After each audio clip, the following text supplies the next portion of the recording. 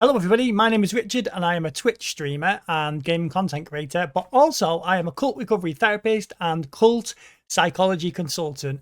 And in this video today, I'm going to talk about how on earth I ended up doing this weird job that I do. I've been wanting to do these kind of vlog videos for a while and just talk about random topics. But I think this was a good place to start because it's on my mind a lot. I do all this gaming stuff, I do the cult stuff, and it's like two separate worlds. And how does that work and what that's about? So I used to be in this group called Hope City Church. It doesn't really exist anymore because they rebranded because of a bunch of controversy in the media. But if you Google them, you'll be able to find them. The leaders were called Dave and Jen Gilpin. And the group I was in was a prosperity teaching, controlling, like charismatic church. They used to teach that, oh, if you give us money, God is going to bless you. All your money is like an investment into God's kingdom. But really, it was just feeding the, their lifestyle. And they had very luxurious, happy lives on all the money that the congregation were giving. And they used to teach you to give until you were like financially at risk. So there were people at the bottom giving excessive amounts of money. But the Gilpins were living a very comfortable lifestyle from it. The whole culture of it was really weird. It was controlling. They controlled relationships. People used to like worship the Gilpins. Like they would talk about them like they were completely in love with them. I won't go into too much detail about it because my story's been in the media, like in various forms for like quite a few years. And it seems like, even for me retelling it, I'm a bit like, oh, I've told this story so many times. But I'll put a bunch of links in the description and you can go and like listen to the story anyway. So I had a catastrophic mental breakdown in the way. And what basically happened was it was almost like a lost touch with reality because I've been taught all this weird, spiritual, vague, gibberish teaching. I didn't even know what was real anymore. And unfortunately, after I was in that cult group, I ended up in another weird situation in a secret underground exorcism group in the Church of England, where I was taught, all this bad stuff in this cult has happened because like there's demons in you. So unfortunately, I tried to get answers to why so much damage had been done to me by the cult. And I ended up in another situation that made me even iller.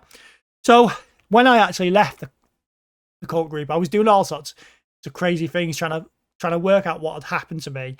And unfortunately, I ended up deeper in this weird spiritual place. So I was like fasting, I wasn't eating. I was getting really thin and gaunt because of these weird spiritual teachings about, oh, if you fast, it gets you closer to God. And because I was so traumatized, like I was trying to get answers. And so I was doing more and more unhelpful spiritual activities to try and get me close to God, to try and find out what happened to me. And I'll show you a picture now. I'll put a picture on the screen now of the state I was in because I was getting really thin from like fasting all the time. Anyway, thankfully, I ended up doing this teacher training and I'd finished my counsel somehow by some miracle. I got through the counseling training. And I ended up training as a teacher. So I trained to teach counseling and train therapists. And thankfully, thank God, there were two tutors at the college I was at who were really supportive. Now, one of them was my former counselling tutor, and she was the first one to tell me that I'd been in a cult. Because I was so ashamed, embarrassed because of the way they treated me, and now, how they just ripped me to shreds.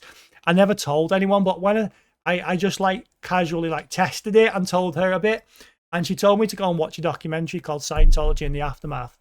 And it was really like validating and helpful. And just was really supportive about it. And then I had this other tutor who taught me the teacher training. She was really like supportive and you're doing so well, Richard, and building me up. And like my self-esteem was so low at the time. Every time I used to have a tutorial with her, I'd just sit there crying because I couldn't cope with the compliments from her because I've been treated so badly by this cult, and I'm really shamed by them. Like it's really horrible, if you're ever in a group or a cult group or an abusive religious group, when you think you're the problem and everyone around you is treating it like you're a bad person just because you disagree with the leadership or just because you disobey them. I mean, cults control through making you think you're the problem. That's how they control you. Everything's always your fault. You're never good enough. You never get there. There's unattainable perfectionism expected. And of course, therefore, it just chips away at your self-esteem and mental health. Anyway, so thankfully, my self-esteem started building up, and I started thinking like, oh, actually, I might be quite good at some of this academic stuff. I might be okay at it. And I started getting to this feeling like I wanted to do a master's degree. And I started actually beginning to like believe in myself because I had people around me who were actually encouraging me. So by some miraculous miracle, a university not within traveling distance from where I was just setting up this master's program on coercive control. So it's all the psychology to do with control, manipulation, brainwashing, extremism, cults, all that stuff. It was all the psychology of that and how to help people recover from those experiences. So I went and did that. And whilst I was on that course, I was walking down the corridor of the university one time, and there was a poster on the wall saying, business startup support. Have you got a business idea in mind, and can the university help you? And I was thinking, oh, should I set up a counselling practice specialising in helping people recover from cults? And I started putting together a website, and I had a few notes, and I contacted them, and he said, oh, come in for a meeting and we'll chat with you. Now, I didn't know, which is quite funny now looking back, that they expected me to do a proper presentation to them about how the business was going to work. And thankfully, I had some printouts of my website just in my bag. And so I came in there and they were like, oh, present your business to us. And I was like, yes, okay. And I pulled out these scraps of paper that I just printed off. It's like, here's my website that I've been working on.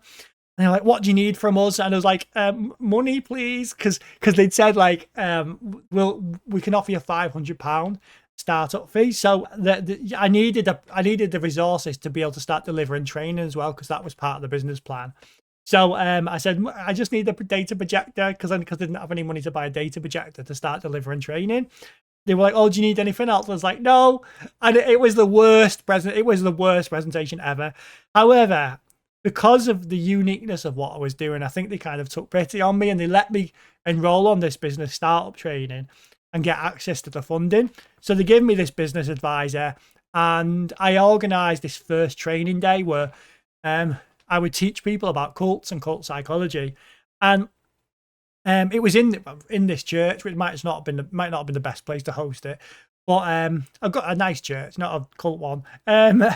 So I delivered this training, but I was still I was still quite traumatized, and I was still at uni. I was still working through all this stuff and studying it, but I was still quite traumatized. So I was like speaking mega fast, and I was a bit rubbish, to be honest with you. But thankfully, because I was a bit cautious of it, I only charged people a small fee for actually attending the training. So in the last semester of my master's, I did this dissertation. Here it is. It's 131 pages, and I transcribed all talks from the group that I was in, and Hillsong Church, and a multi-level marketing company, and analysed the language in it. And whilst I was working on that, the university's business startup program put out a press release about me, and one of the counselling professional bodies picked up with it, and I ended up in a magazine. I was exploring the fact that I might be autistic as well, and I was diagnosed with autism whilst I was doing my master's degree, and also whilst I was setting up my counselling practice.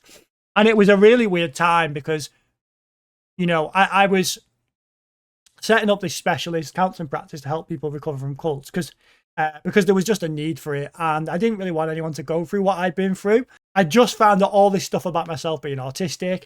I was still recovering from the horrible experiences I had, and it was just really intense, like trying to set up a business when you're actually still healing and recovering from something, and you're trying to write a master's dissertation is quite tough. What happened is from that point, the media started to latch onto me because, I know that like being autistic, I tick some boxes in that it makes the story more interesting. And it was riding the crest of the wave when all the cult documentaries are coming onto Netflix and everyone was interested in it. And so people were interested in me because it was quite a unique story. I've kind of realized over time that not really many people were offering this support, like in the whole country. There were other cult specialist therapists, but there were not many people actually going around even delivering training. I suspect at the time, I don't know what it's like now, but I may have been only I may have been only one of a handful of people who were actually doing this work. So yeah, what started happening as well is so there was two arms of my business originally. It was counselling, offering therapy to people, and training. And I did a couple of training events. I'd book a hall, I'd turn up there, print off a load of handouts, do a slideshow, do some group discussions, and kind of start training people. But what happened is over time is I started getting calls from families who knew somebody in a cult or a family member in a cult. Now, I didn't anticipate that at all, and so that helped my business evolve. So that I started then taking a lot of calls from families instead. Now, I didn't expect that, and so I started offering like a consultancy service for families. So that is that now today, like it's 6 years exactly actually since I started this, and that's the most common call I get from families rather than clients. So families ringing me up saying my son, my daughter, my dad, my mum is in a cult. What do I do? And I offer like an initial call to them, and then if they want any more, we spend more time discussing all the psychology and I try and help them.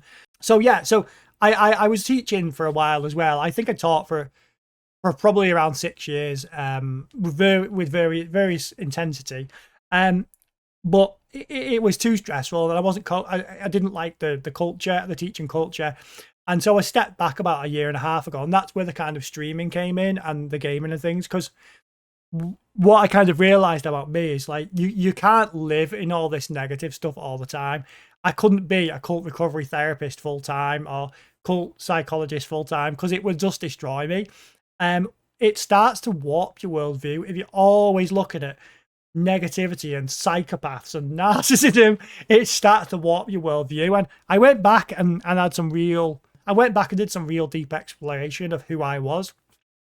And I spent a year just gaming. I took a year out, lived off my savings, and just spent a lot of time just working on myself, and realized like this cult stuff's great. It's great to help people, but it can't be my whole identity. And one of the things I love gaming is just a really positive way to balance out all that, negative stuff floating around. And it's become a really important part of my identity.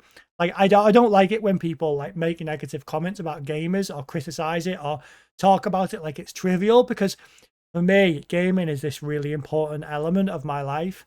And as I've mentioned before, I do that for a charity now, help run gaming communities for autistic kids and gaming events and things. And that is such an important positive thing that I've ended up doing, alongside the streaming on the content creation on Twitch and YouTube, because it's much more rooted in who I am. One of the things I've been struggling with a lot recently is this thing of like the cult stuff and all the cult knowledge I have. That is from a result of something horrible that happened. Like I wasn't born with that identity. That was something that was put on me. However, from the moment I was little and knew about computer games, that enjoyment and connection to gaming has been there right from day one. So I feel like anything I do in gaming, like live streaming and running the Discord and the job I do working for the amazing charity that I work for, that's rooted in who I really am.